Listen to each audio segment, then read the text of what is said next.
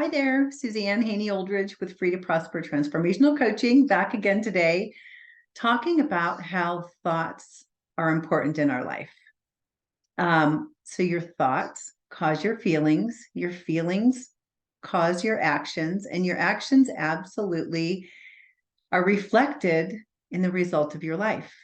And that whole chain that I just did all comes back to your thoughts. Your thoughts are so important.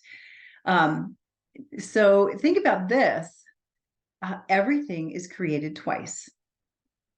Yeah, let me say that again. Everything is created twice. That seems like a simple concept, like, yeah, we all know that. But the thing is, do we know how powerful it is to know that? Because if you know and really understand that everything is created twice, first in thought and then in reality, and you can prove that by looking around your room. Look at the bookcase behind me, or the clothing that you're wearing. Everything was first an idea, a thought in someone's mind before it could actually be created into 3D reality. And that's something that I don't think many of us think about. So this is another reason why your thoughts are so important, because if you want to create a life that you love, a life that you feel good in, a life that you enjoy, that brings you fulfillment and peace, it has to start with your thoughts, because nothing can be created until it's thought. So, for example, if you want to create love in your life, you have to start thinking thoughts. Well, I'm not going to say you have to, because everything is a choice. If we want to create love in our life, we can choose to think thoughts of love and not thoughts of, bad relationships or anger. I want to share a really fun story with you about how thoughts become things.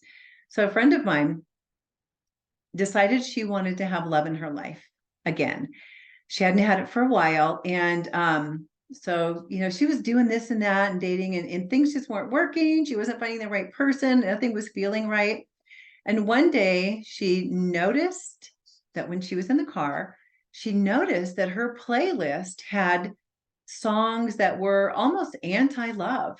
I can do this on my own. I'm tough. I'm independent. Just like in general, her playlist was anti-relationship.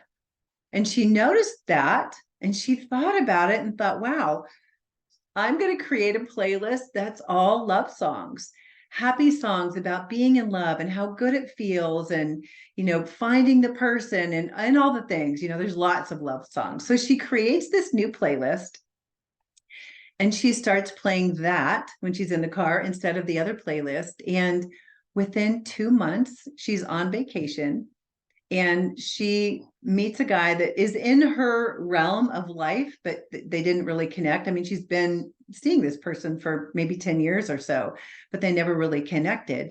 And so she creates this new playlist, and 2 months later, she's on vacation. She meets this guy, and they fall in love. That's not a coincidence. That is not a coincidence at all. He was always in her sphere, her realm of being, but she wasn't aware of him because she was paying attention to and thinking, a different way. And when she started paying attention to and thinking thoughts of love, her awareness opened up and she found this guy, which I just think that's a miraculous story.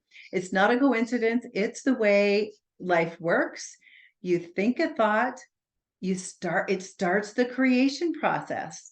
You think a thought and start that creation process, and then it opens you up, and more things like that will come into your awareness. So have some fun with that. Think about what you've been thinking about. I'll see you tomorrow.